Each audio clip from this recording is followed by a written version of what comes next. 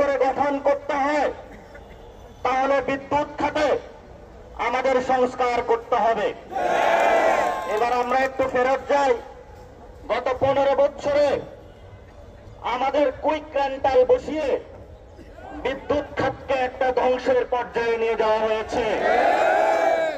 কিন্তু আমাদের এই ভাই বোনেরা জনগণের কাছে বকা খেয়ে গ্রামের প্রান্তরে, প্রাণীত নদী, গ্রামের বিভিন্ন জায়গায় যখন অফিসাররা এসি রুমে বসে, চেয়ারের উপরে বসে, পায়ের উপর পা তুলে হেলান দিয়ে বিভিন্ন নির্দেশ দিত, আর আমার এই ভাই বোনেরা মানুষের প্রান্তিক লেভেলে গিয়ে সেবা দিয়ে বাংলাদেশের ব্যাকবন বিদ্যুৎ খাতকে সুস্থ রেখেছিল।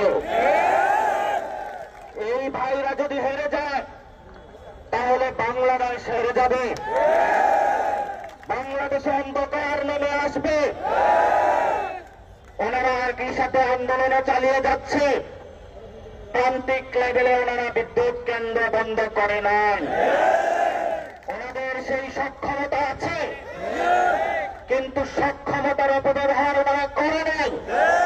কিন্তু ওনাদের যদি বাধ্য করা হয় তাহলে ওনারা করতে বাধ্য হবে। ওনারা বড় কোনো কিছু নিয়ে আসে নাই, নিজেদের বাচ্চাদেরকে খাওয়ানোর জন্য, বৃদ্ধ মা বাবার ঔষধ কেনার জন্য, একটু মর্যাদার জীবনের জন্য পথে প্রান্তরে বেরিয়েছে। কিন্তু আপনারা ওইখানে বসে বসে মিটিং করছেন আর নির্দেশনা দিচ্ছেন, মিডিয়া হাউসগুলোকে নিয়ন্ত্রণ করছেন, গোয়েন্দা সংস্থাকে কাজে লাগিয়েছেন।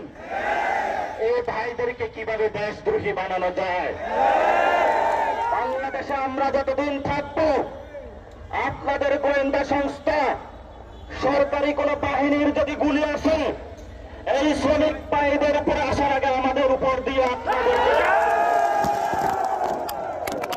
বর্তমানে বিদ্যুতের যে বোর্ড রয়েছে, উনি যদি এটার ব্যবস্থা নিতে না পারে ওনাকে পদত্যাগ করতে হবে।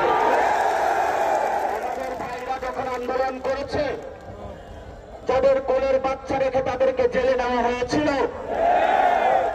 বিয়ে করেছিল, নতুন বিধবা রেখে, অনেককে তারা হলো বউকে রেখে হাত কড়া দিয়ে জেলের মধ্যে তাদেরকে নিয়ে যাওয়া হয়েছিল। এটাও ভাইদের সাথে এই ধরনের অকথ্য নির্যাতন আপনারা চালিয়েছেন। আপনি সুস্থ মস্তিষ্কের কোন মানুষ হলে আপনার কাছে যারা আমানত, আপনার যার সেবার উপরে আপনার বেতন হয়, সেই মানুষগুলোকে আপনি বিভিন্ন গোয়েন্দা সংস্থা এবং বাহিনী ব্যবহার করে তাদেরকে আপনি লেখাতে পড়লেন। এই কেমন আপনার ব্যবস্থা? অবিলম্বে পদত্যাগ করতে হবে।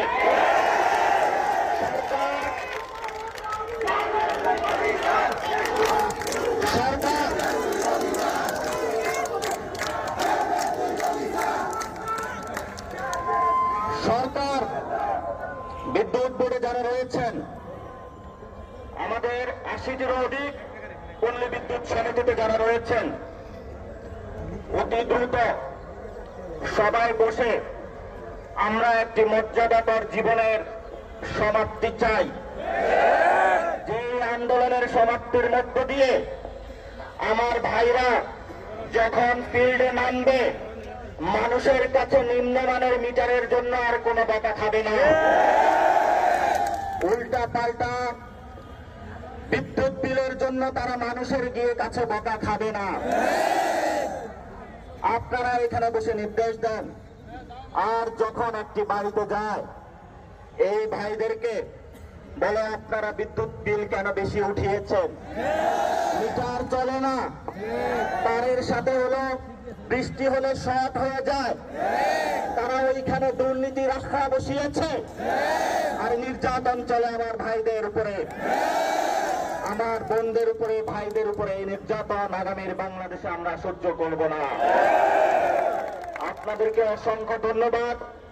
আপনারা একটি শান্তিপূর্ণ আন্দোলন করছেন। আমি যখন আসছিলাম এত সুন্দর ডিসিপ্লিন আন্দোলন আমাদের ইতিহাসে আমরা বাংলাদেশে দেখি না। এবং এত প্যাশনেট ডেডিকেটেড আন্দোলন আপনাদের ভাগ্যে ইনশাল্লাহ বিজয় আসবে আসবে। আমি উপদেষ্টা মহোদয়কে অনুরোধ করব, আপনি ওনাদের সাথে বসুন, আলোচনা করুন। ওনারাও শান্তিপূর্ণ আছেন, আপনিও শান্তিপূর্ণ ভাবে বসুন। যদি ওনারা অশান্ত হন তাহলে কিন্তু বাংলাদেশ অশান্ত হবে। আমরা বাংলাদেশ অশান্ত করতে চাই না, আমরা একটি শান্তিপূর্ণ বাংলাদেশ চাই।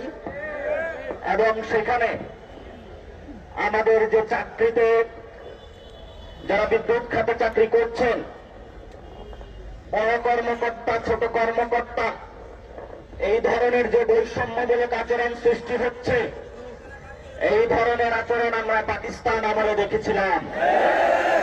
আর সেই একই ব্যবস্থা এখন আমাদের বাংলাদেশের আমলে দেখতে হচ্ছে। এই জন্য আপনারা বড় কর্মকর্তা ছোট কর্মকর্তা এগুলো চলবে না।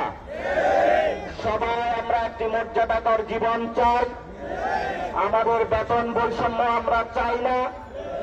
আপনি যখন একজনকে বেতন দিচ্ছেন, দিন রাত তাকে খাটাচ্ছেন, ব্যাগ নিয়ে একজন ঝড় বৃষ্টি রোদের মধ্যে বাড়িতে বাড়িতে সেবাদানের জন্য ছুটে বেড়াচ্ছে, আর আপনি তাকে বলছেন দেশদ্রোহী। আপনাদের জন্য ধিক্কার। আগামীকালকে বড় সমাবেশ হবে, সমাবেশে সবাই আপনারা উপস্থিত হবেন। সরকারকে রেড লাইন দেওয়া হবে। আগামীকালকের মধ্যে আমরা এর সুরাহা চাই। আপনাদের জন্য আজকে রাত রয়েছে, রাত একটি রাতই যথেষ্ট। আগামীকালকে ওই শহীদ মিনার থেকে ওনারা ওনাদের বিজয় নিয়ে ওনাদের বইয়ের কাছে ফিরতে চান, বৃদ্ধ মা বাবার কাছে ফিরতে চান, ভাইয়ের কাছে ফিরতে চান। ওনারা স্কুলে বাচ্চা রেখে এসেছে, ওনারা সেবাদানে ফিরতে চায়। আমরা এখন সংবাদ পাচ্ছি বিভিন্ন জায়গা থেকে এই আন্দোলনকে সাবোটেজ করার জন্য বিভিন্ন গোয়েন্দা সংস্থাকে লাগানো হয়েছে। কিন্তু এখানে শহীদ মিনারে এক খণ্ড বাংলাদেশ রয়েছে। ওনাদের উপরে যদি একটি লাঠি চলে তাহলে বাংলাদেশের উপরে আপনি লাঠি চালাবেন। আমাদের এনসিপির থেকে আপনাদের সাথে পূর্ণ সংহতি আছে এবং আপনাদের দুঃখ কষ্টে আমরা বেঁচে আছি। ভবিষ্যৎ আপনাদের পথচালায় আমরা থাকবো ইনশাআল্লাহ। আপনাদের উপরে যদি কোনো গুলি পড়ে, আপনাদের উপরে যদি কোনো লাঠি পড়ে, সেই লাঠি গুলি আগে আমাদের শরীরে পড়তে হবে। এবং পরিশেষে আমি শেষ করব, বিদ্যুৎ খাত সংস্কার করতে হবে এবং ওনাদের ছোট কর্মকর্তা বড় কর্মকর্তা নামক যে বৈষম্যমূলক আচরণ তা অতি দ্রুত নিরসন করতে হবে। এবং যারা বিদ্যুৎ অফিসে বড় বড় অফিসে বসে ডিসিশন নিচ্ছেন, মাঠে কি চলছে কোনো খোঁজ রাখছেন না, আপনাদেরকে পাড়ায় মহল্লায় গিয়ে সেবা দানে আমরা বাধ্য করি। বুঝবেন তো দুনিয়াটা কত কষ্ট এবং কত কষ্ট করে মানুষগুলো, এবং ওনাদেরকে দ্রুত গতিতে চাকরিতে যে বৈষম্যমূলক আচরণ রয়েছে, নিয়োগ দানে যে এখনো তাদেরকে বেসরকারীকরণ করে রাখা করা হয়েছে, তাদেরকে অতি দ্রুত গতিতে সরকারিকরণ করতে হবে। এবং এই কাজগুলো যেমন করতেই হবে আপনাকে, সাথে সাথে আরবির যে চেয়ারম্যান রয়েছে উনি আর ওনার নৈতিকতা নাই এই পদে থাকায়। আরবির চেয়ারম্যানকে পদত্যাগ করতে হবে।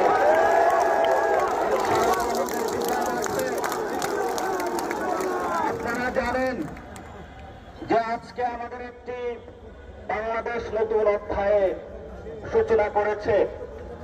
সেটা হলো দিল্লিতে পলাতক আপনাদের মা বোন বাংলাদেশের গত 15 বছরে গুম খুন বিভিন্ন নির্যাতনের সাথে জড়িত শেখ হাসিনার নামে গ্রেপ্তারি পরোয়ানা জারি হয়েছে। অতি দ্রুত গতিতে ভারত সরকারকে বলবো আপনারা তাদেরকে বাংলাদেশের হাতে সোপর্দ করুন। বাংলাদেশের হাতে সোপর্দ করার মধ্য দিয়ে ভারত বাংলাদেশের জনগণের একটি মৈত্রী হতে পারে। কোন সন্ত্রাসীকে আশ্রয় দিয়ে বাংলাদেশ ভারতের কোন মৈত্রী হতে পারে না। এবং যারা এখানে এসেছে তারা কেউ ভারতের পক্ষে কাজ করে না, তারা কেউ দেশদ্রোহী না, তারা আমাদের খেটে খাওয়া মানুষ। এই মানুষদের পক্ষে যে সংগ্রাম, এই সংগ্রামের চলমান সংগ্রামে এনসিপি আছে, থাকবে, দেখে নিবে বাংলাদেশে কি হবে। ধন্যবাদ, সবাইকে ধন্যবাদ। সবাই